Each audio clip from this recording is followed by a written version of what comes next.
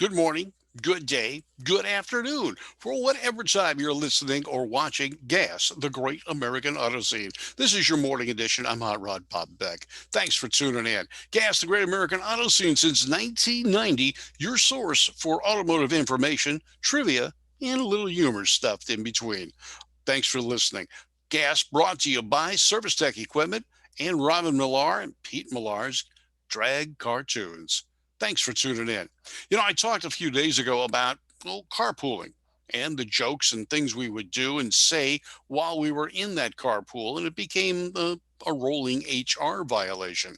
But one of the things we did talk about, since we all worked for a car company, was cars. Now, a couple of us had our own hot rods, and well, anything was open. After all, one of the people had a Ford with a Chevrolet engine in it, and I had a Mopar with a Chevrolet engine in it. So we were kind of bilingual when it came to cars, which basically meant all cars were subject to our humor and ridicule. And I'll give you a few examples of some of the things we would say and joke about and laugh about on our carpool days on our way to and from work. Now, do you know the difference between a BMW and a porcupine?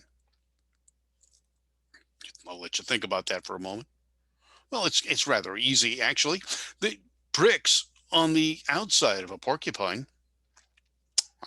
Didn't see that one coming, did you?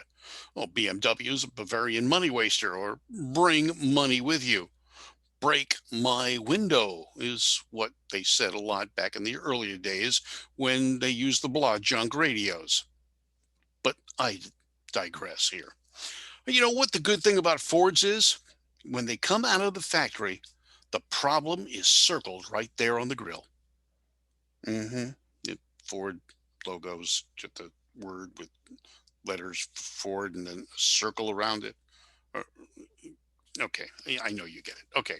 Now, what do you call a VW bus at the top of a steep grade? A miracle. Yeah. You ever driven a Volkswagen bus? If you miss a shift in an intersection, the pedestrians are going to pass you by. You got to be quick with those things. Now, what car does a proctologist drive? Thinking about that one? Well, it's a car that's no longer in production, but it's a brown Ford Probe. Ooh. What is the smallest part of a Fiat? The fix it again Tony car? Well, it's the owner's brain because they bought the Fiat in the first place. Fix it again, Tony. Ah, yes. Fiat has lived up to its name and has been making mechanics out of owners for decades. Now, how do you double the value of a Hyundai? You put gas in the tank. If you fill it up, man, you're rolling in dough there. Mm-hmm. How is a golf ball different from an MGB GT? Well, a golf ball you can drive for 200 yards. Hmm. What is found on the last two pages of every Fiat owner's manual? Not sure about this one? Simple. A bus schedule. Uh, why did Ford make a new heated tailgate for their brand new aluminized Ford F-150 pickup trucks? Well, it's rather simple. It's to keep the hands warm of the owners of those trucks as they push them to the curb. Mm-hmm. How do you know when a mid-engine Ferrari is warming up? Flames are coming out of the hood. Uh-oh. How do you make a Hyundai accelerate from 0 to 60 in less than 15 seconds? Push it off a cliff. It helps. How do you improve the appearance of a Nissan Sentra? Well, it's actually quite simple. You park it between two Fords.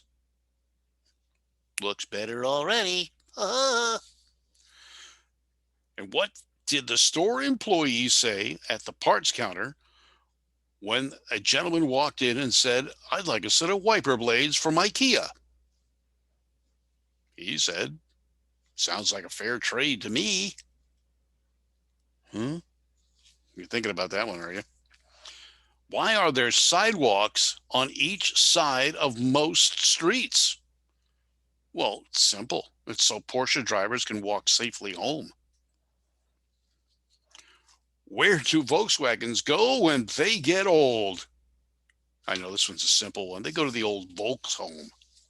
Yeah, that's the way they do it. Mm-hmm. No, it's Swedish. Oh, never mind. I get my accents mixed up. What do you call a Honda with drilled rotors, slotted rotors, and painted calipers? Customized. Why don't Subarus sustain much damage in the fronts of their cars when they're involved in a collision?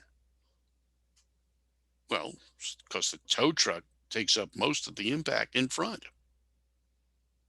Mm-hmm. Yeah, I can see you're going, oh, and rolling there. And I understand your contempt or concern about the jokes and words of wisdom I've supplied. But this is GAAS, the Great American Auto Scene. And you are a gasaholic.